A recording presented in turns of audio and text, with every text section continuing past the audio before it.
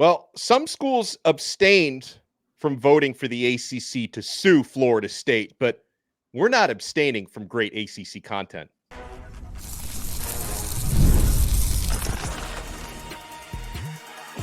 You are Locked On ACC, your daily podcast on the Atlantic Coast Conference. Part of the Locked On Podcast Network, your team every day. Probably our cheesiest intro yet, but shout out to the everydayers, and thank you so much for making Locked On ACC your first listen and your first watch today. We're available free wherever you get your podcasts. We're free on YouTube. We're part of the Locked On Podcast Network, your team every day. These days, every new potential hire can feel like a high-stakes wager for your small business. That's why LinkedIn Jobs helps you find the right people for your team faster and for free. Post your job for free at linkedin.com/lockedoncollege. Terms and conditions apply. On this episode, we will talk about awful umpiring. Even if it may not have decided who won the game, it was really bad. We're going to talk about Phil Steele's College Football Preview 2024, which has just dropped, the advanced digital version. How does he see the ACC shaking out? But we've got more legal issues to discuss. I am Alex Dono from Locked On Canes. He is Kenton Gibbs from Locked On Wolfpack. So, Kenton, shout out to Matt Baker from the Tampa Bay Times, who continues to be all over the various lawsuits involving Florida State, the ACC, Clemson. He writes in an affidavit from Virginia President and Board Chairperson James E. Ryan. Ryan said the members present voted unanimously to approve the complaint. That was the lawsuit that the ACC filed against Florida State a day before Florida State sued them. FSU mentioned the unshared agenda and minutes in a recent appeal to the North Carolina Supreme Court. John C. Cooper asked about the meeting's participants during an April hearing in Leon County. An ACC attorney said only 12 voting members were there. Now, the 12 that were there did vote unanimously to sue Florida State. The ones who were not there, a couple of those were obviously calculated. Baker writes, North Carolina joined Clemson in missing the ACC Board of Directors meeting to vote, according to minutes obtained Friday by the Tampa Bay Times. Cal, a non-voting incoming member, wasn't there either. All three were listed as invited, but unable to attend. Now, Clemson, obviously, them not attending and not voting to sue Florida State, that was calculated, Kenton, because they knew they were going to file similar action of their own. With North Carolina, it's unclear because apparently their chancellor outgoing and having an interim chancellor had something to do with why UNC wasn't at the meeting, but obviously people will still speculate and wonder, and I do this as well, is UNC also going to take some kind of legal action against the ACC? Because if someone else does, they seem the most likely to do it. You know, UNC leaving the conference or suing the conference to get out would be very similar to if you were in a plane and all of a sudden the pilot was doing some wonky stuff to land y'all in turbulence that you weren't supposed to be in the first place, and then him getting out of the cockpit with a parachute on like, hey, it's been real, it's been fun, but I think I'm going to get off of this plane before it hits the water. Like that's the equivalent of what that is. Because again, objectively speaking, your former AD, two of your graduates are the reason we are here. That is like a 90% of the reason we're in this mess to begin with. So to see them getting off the train, it would be what an interesting moment that this is your stop of where it is. But the rest, I mean, yeah, it obviously makes sense. Obviously, you're talking about suing Florida State, so they're not going to be invited. Clemson, you've already got the lawsuits rolling and moving and grooving back and forth, so it makes sense that they weren't invited either. Cal, I don't know what the situation is there in terms of they were invited, but they couldn't get there for whatever reason. Hey, I get it. Well, they weren't even allowed to vote. So if they had shown up, it would have just been basically just to kind of hang back on the Zoom call, be like, hey, we're here. We can't vote. Yeah. And hello. Yeah, and I get it. I get not wanting to waste school resources to like go hang out with the crew and say, hey, can't vote, but moral support, offering you good love and vibes from the Bears, from the Golden Bears over here. I don't know. I like adding gold in the team's name. Sometimes maybe they're not the Golden Bears, but you get the point. No, they are the Golden Bears. Yeah. Okay, gotcha. But you get the point, though. You know what I mean? Like I get why they didn't go. But I'll tell you this: it is not surprising at all to me to see all the other teams unanimously want to sue Florida State because again, there's money to be made here. Like there's no ifs, ands, or buts about this. We're talking about the chasm of 100 or so million and $500 million. And you divide that up, break that down amongst the teams and tell me what those numbers look at in terms of, you count out Florida State, you count out Clemson, that leaves the ACC with what, 15 teams? Yeah. 15. So if you break down 150 million amongst that, everybody gets 10 million. Now do that same number for 500 million, right? Everybody's looking at over 30 at that point. So, there's obviously a very clear incentive there to say if they're violating and their violation has caused enough of a ripple impact for us to be able to make money off the deal, why wouldn't they?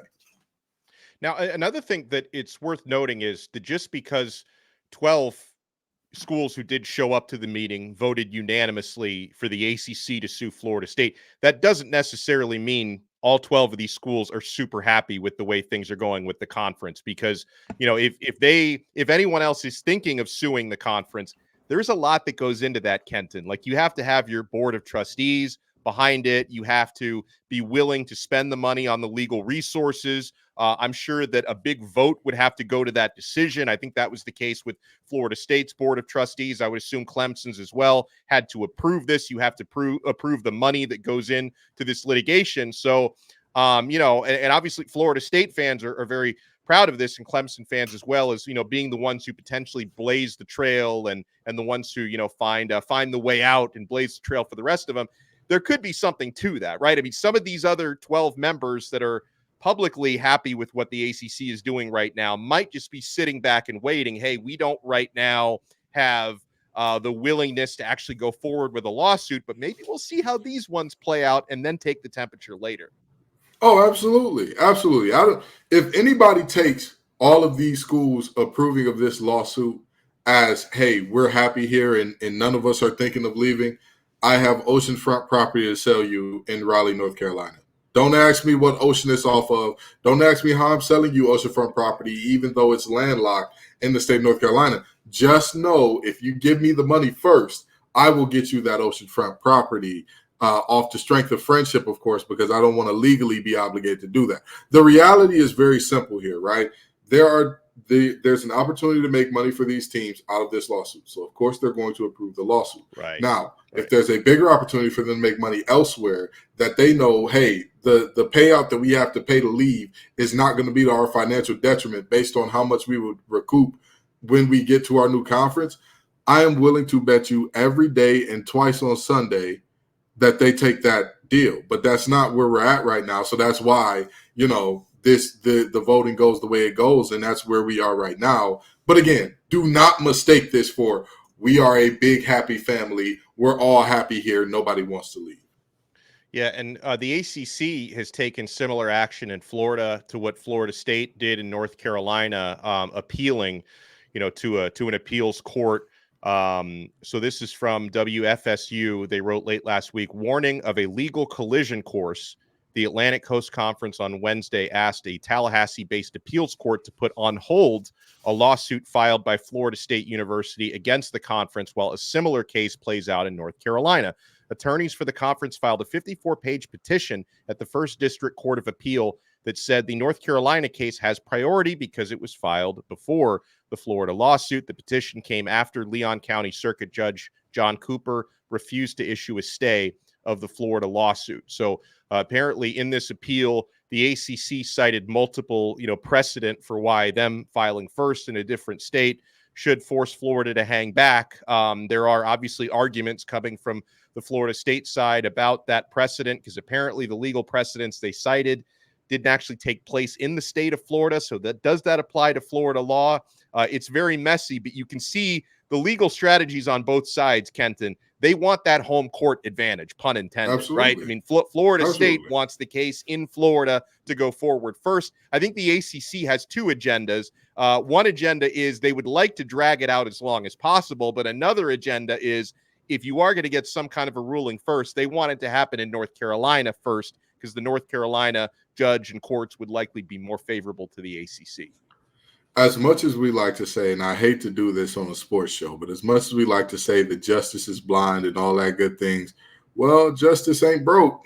Justice does need his lights turned on. Justice does need food in her belly, and she needs all those things. So the reality is a lot of these things are so financially intertwined that it doesn't shock me that both both groups want home court advantage per se, in a system that should mean, you and I have talked about this on there before. If there was such a thing as like flat, it's written in black and white, you have to honor it black and white, we would not care who appoints Supreme Court justice. Nobody would care. But that's not the case.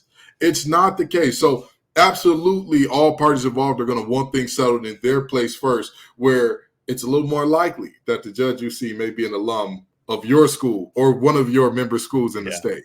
It's a little bit more likely that they think to themselves, how would I feel if my son, the granddaughter was playing in this, daughter was playing in this conference? Would I be okay with them making less?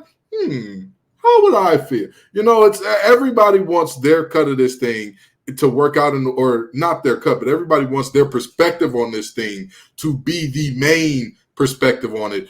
But that's just, it's just where we are right now in terms of the legal creativity that's being exercised by all parties involved. You talk about forum shopping, you talk about whether or not you have to honor a contract, you talk about whether or not the contract is valid, whether or not the punishments for breaking that contract are valid. You're looking at a ton of different things here, and there's a million different little battles being fought all at once. But these things are so intertwined with their states, because while people try to pretend that this is amateurism, I believe that college sports have been truly professional since maybe the early 90s. Like, I think that's when they got truly to a level where it's like everybody has a bowl game. If your company hits over $1 million in ARR, you're going to get a bowl game. So the reality is, this is what it looks like when professional entities that are not properly regulated but have all these different lanes to go through are in court, and you're now seeing the results of that. Well, when we come back, I want to talk about the magazine that I have felt for decades to be the gold standard when it comes to college football previews. I look forward to, in the old days, picking it up. Now I look forward to receiving the digital copy. They still do have a hard copy of this, though. But the Phil Steele college football preview is out. And does he take a hard enough stance on who's going to win the ACC? We will discuss. Kenton Gibbs from Locked On Wolfpack. I'm Alex Dono from Locked On Canes. You want to keep it locked right here on this brand new episode of Locked On ACC. And for the small business owners, I know you're keeping it locked to LinkedIn Jobs, because when you're hiring, you want to find quality professionals that are right for the role. That's why you have to check out LinkedIn Jobs. LinkedIn Jobs has the tools to help you find the right professionals for your team faster and for free. LinkedIn isn't just a job board. LinkedIn helps you hire professionals you can't find anywhere else, even those who aren't actively searching for a new job but might be open to the perfect role. In a given month, over 70% of LinkedIn users don't visit other leading job sites. So if you're not looking on LinkedIn, you're looking in the wrong place. On LinkedIn, 86% of small businesses get a qualified candidate within 24 hours. Hire professionals like a professional on LinkedIn. 2.5 million small businesses use LinkedIn for hiring, by the way. So post your job for free at linkedin.com/lockedoncollege. That's linkedin.com/lockedoncollege to post your job for free. Terms and conditions apply. Thank you so much for making this episode of Locked On ACC your first listen and your first watch today. Locked On has launched the first ever national sports 24/7 streaming channel on YouTube, and now it's also available on Amazon Fire TV in the free Fire TV Channels app. Locked On Sports Today is here for you 24/7, covering the top sports stories of the day with the local experts of Locked On, plus our national shows covering every league. Find Locked On Sports Today, now available on the free Fire TV Channels app. All right, so Kenton, the Phil Steele preview is out. I flipped the two things that I flipped to immediately. Only the digital copy is out. I think we're a few days away from the main hard copy hitting newsstands everywhere. But the first things I flipped to his top 40 power rankings, which is that's more Phil's opinion and Phil's metrics for his preseason top 40. When he ranks all the conference winners, he goes by his power ratings, which take into account a bunch of different factors and data. And the data is a little non-committal, Kenton, on the ACC, because he's got the ACC ranked 1 through 16. However, he's got 3 number 1s, 4 number 4s, and so on. So there are some ties. He's got Clemson, Florida State, and Miami tied for number 1. Now, I looked through a bunch of extra pages, Kenton, and even though like his actual ACC power rating is very non-committal, it seems to me, and I fear this because a lot of people have been wrong about Miami over the years. They've underachieved for many seasons and counting, but it seems like Steele is higher on Miami than anyone else because in his top 40, he's got Miami number 10, rated higher than any other team in the ACC. This is soft. This is so soft by Phil Steele. 3 number 1s and 4 number 4s. My brother in Christ, make a decision. I don't care what the system say. Split. You got to do something. You got to do something to have some type of meaningful aggregation or difference between, hey, I would love to say that this team is number 1, like this team is number 1, like this, but there's something here. The schedule is a little different, or I believe there's something has to come into play to where that's the deal. It's utterly foolish. But with that in mind, I will say this. I don't mind him being very high on Miami. Miami has a ton of talent, but the problem is they've always had a ton of talent. Even in recent years, you talk about all the time that there were some rosters that were not as talented as this one. But you and I could both agree that this wouldn't be Miami's most talented roster in the last 2 decades, correct? In 2 decades, no. And did that last roster win an ACC title? They've never won an ACC title. Okay. All right. Did they win a Big East title? Were they in the Big East at that time? Were they, they did win many, many Big East titles. But okay. But I'm saying that the specific year that you referenced, when you look at the roster and say they were as good, if not better than this roster, did those rosters win a championship in terms of conference? No. Okay. So we're kind of stuck in that same place with Miami where the 2 questions are coaching and chemistry. That's going to be the perennial question for those teams. Coaching and chemistry, because you have the talent. You have guys that are going to be playing on Sundays. I have no doubt in my mind there are a plethora of young men that are wearing the U on their helmet this year that I wouldn't be shocked if not only were they in the NFL, but they got more than a cup of coffee. Maybe some of these guys make a Pro Bowl. Looking at you, Restrepo, who I think is a phenomenal slot receiver who came along at the perfect time for himself to thrive and make himself some money in terms of NFL. There are tons of guys on this team. I'm looking at that left tackle, the big freshman from last year that just got better and better as the year went on, and I struggle to pronounce his name constantly. The right tackle. I just had him on Locked On Canes recently. Great kid, CC Maui Noah. Absolutely. He's a phenomenal player. Phenomenal. However, it's not about how good he is, how good Restrepo is, how good Cam Ward is, how good Rodriguez is, how good. It's not about how good Bain is as an individual. Because if that was the case, hey, I bet the house on Miami. You think that I'm going to trust these tackles against Ruben Bain one-on-one? But it's about how well you perform as a team.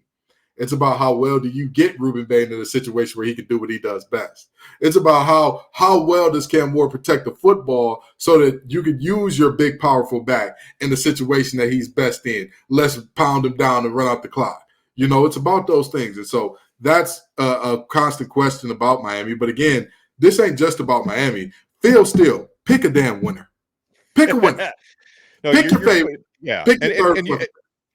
And you're spot on about Miami. They've got to show that they can build the cohesion because I hear it. I know that one of the big things that the locker room is talking about heading into next year is they want to become more of a player-led team because that's usually the sign of a strength. You would know this, of course, having been in NC State locker rooms, that part of the signs of a great team is when, the coaches aren't there to babysit you. You want to be a player-led team. And that's something they're trying to establish, but it's not something that they've done. So here's what Steele writes about the 3 co-favorites on Clemson. He says the Tigers have won 7 of the last 9 ACC titles. Last year, they opened just 4-4, but their 4 losses had a 94 to 60 forward edge. Coach Sweeney said if Clemson was a stock, you should buy big, and the Tigers won their last 5 games. This year, Clemson has 14 starters back, but does draw a tough ACC schedule, facing 4 of the top 6 teams. On Florida State, he says, In 2022, they were tied for tops in the ACC with 16 returning starters. They upset LSU in the opener that year. They were 4-0, then lost to Wake,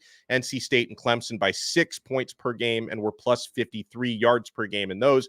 FSU then ran the table to finish 10-3. This was 2 years ago. Last year, 17 starters were back, including quarterback Travis, and FSU went 13-0, winning the ACC title, but with no playoff.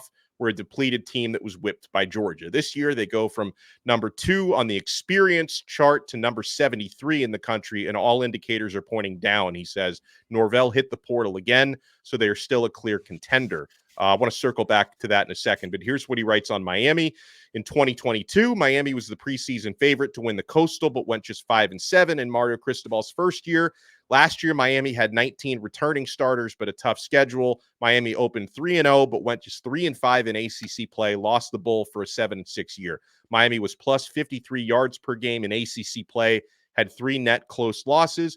This year, 15 starters are back, and it's year 3 for Cristobal. My main set of power ratings call for 8-0, but none of the other 9 do, he said. They face Louisville on the road, but they avoid Clemson, and they get Florida State at home. So a couple of interesting things. They're going to a Florida State. It seems like Steele is a little bit concerned about kind of the lack of returning talent there, thinking that they could take a dip this year. Yeah, and the thing is about Florida State, I've long held this theory that if you are a primary builder through the portal, you are going to have there's going to be a more pronounced dip in your up and down years than there are for other programs that build through high school, because it's easier to kind of build in perpetuity. And I know what you're thinking. That's counterintuitive. Building with 18-year-olds, that seems like that's the more volatile option. Not really. If you have a system where it's not necessarily like a baseball farm system, but it's a system where people come into your culture at 18 and they may not play for a year or two. And then they're 20, 21, 22, and they understand what the Seminole way is. They understand deeply, this is how we have to get it done.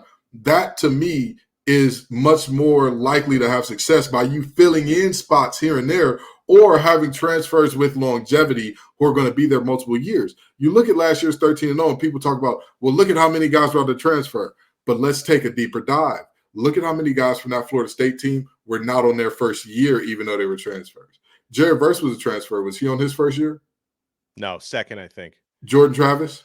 He was like on his 3rd year, I believe. Johnny Wilson? Yeah, 2nd or 3rd year. But you get my point here. Yeah. The majority, the biggest playmakers, the guys who were known for making the biggest impact on that team, were either homegrown or had been in the program for multiple years. Yeah. Regardless of what you think about DJU, regardless of what you think about some of the transfers in the wide receiver room and the defensive back room, all that good stuff, if you're brand new into a program, again, as a recruiter, as somebody who works in talent acquisition and HR, you cannot have too many hires too quickly, or in this case, too many transfers too quickly, because they then set the tone more so on what your culture is than if you were to say, I have a strong system via the high schools and we fill certain niche needs via the portal. We don't go and get our main hitters via the portal. We get fill-ins where we need, or if we do get a main hitter, we know year 1, we're figuring it out. But years 2, 3, 4, that's when we'll truly be rolling, which Florida State objectively showed. And based on what you're saying, I'm very curious to see how Clemson does. And Clemson, obviously, one of the co-favorites by not just Phil Steele, but by many, but also how Virginia Tech does, because that roster with their impact players has not turned over very much at Virginia Tech. And obviously, neither has Clemson, because they don't take transfers. So, Miami and Florida State took a lot of transfers. NC State, who I'm also very high on, has some transfers, including a new starting quarterback this year. Same thing with Louisville. A lot of transfers in Louisville. So I'm curious to see how Clemson and Virginia Tech do for those reasons. We have to talk about some really aggravating umpiring. I mean, I think anytime the umpires make themselves the story, it's never a good thing. You want to keep it locked right here on this brand new episode of Locked On ACC. And I already know you're keeping it locked to FanDuel. NBA Finals, Stanley Cup Finals, baseball in full swing. There is so much going on Summertime means baseball. It means the NBA Finals. You can bet on all of it at FanDuel. Right now, new customers can get $200 in bonus bets with any winning $5 bet. That's $200 you can use to bet on everything from the Finals MVP to who's going to hit one out of the park. And I'm all over the Stanley Cup because my hometown Florida Panthers are in the finals. They got a lead. We're recording this before game 2, so hopefully I'm not getting ahead of myself. But I like the Florida Panthers money line. I've been doing very well with that all postseason long. So visit FanDuel.com/lockedon and add a big win to your summer bucket list. FanDuel, America's #1 sportsbook. Thank you so much for making this episode of Locked On ACC your first listen and your first watch today. And Kenton, we're definitely not done breaking down Phil Steele's college football preview this week because I want to take a look at his first, second, and third team all ACC preseason selections because there's really interesting stuff to dive into on that. Now, Clemson eliminated by Florida in the super regionals of the college baseball postseason. And it's one of those things where, and I didn't have a horse in the race watching that game, but it's one of those things where I don't really feel a whole lot of complaining on Clemson's side, like this is why we lost. Mm-hmm. But there's a lot of objective, like people like me who weren't watching the game really rooting for anybody. There have been a lot of complaints about those multiple ejections, and those were pretty one-sided against Clemson. One resulting for a collision on the base path where the third baseman, left his base to go see what was going on with, what was looking like a brawl about to ensue.